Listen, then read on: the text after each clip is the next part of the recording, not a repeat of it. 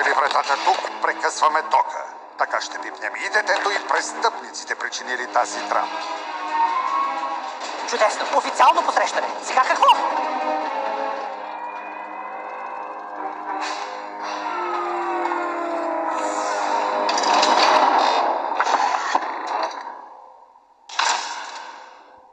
Тук бюрото за откриване на деца.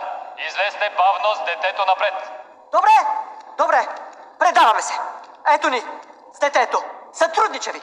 Но преди да ни отведете, искам нещо да кажа. Стръж! 23-19! Информирайте заразения! Отрове до бек! Стой! След него! Викнете подкрепление! Подкрепете района! Спрете го! Завърнете всички изходи! Хайде! Не го изпускайте! Какво? Чакайте! Върнете се! Отрежте детето!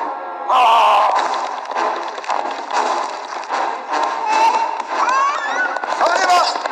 Салиман! Дай ми детето! Дай ми я!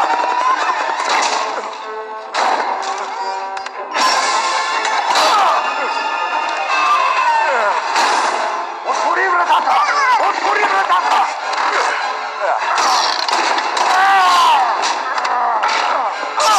Салиман! Не го пази! Хайде! Не влизай там! Май го спряхме, Бу. Няма страшно. Моля те, не плачи.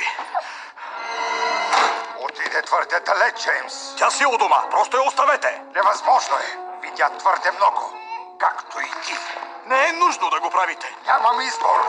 Времената са други. Плашенето вече не стига. Но да отвличате деца? Предпочитам да отвлека хиляди деца преди да оставя компанията да умре.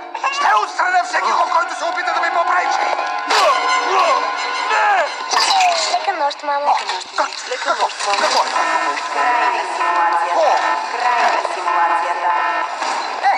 Не знам вие какво забелязахте, но аз открих 7 крупни грешки. Но как? Кой? Защо? Впрочем, да повторим най-важната част. Искате ли? Предпочитам да отвлека хиляди деца преди да оставя компанията да умре. Какво? Предпочитам да отвлека хиляди деца преди да оставя компанията да умре. Предпочитам да отвлека хиляди деца преди да оставя компанията да умре. Аз ще го арестувам. Елате. Какво е това? Не ме докосвайте! Не може да ме арестувате! Да носи доволен, Саливан! Унищожи компанията! Таласемио да е мъртва! Откъде ще дойдат писъците сега?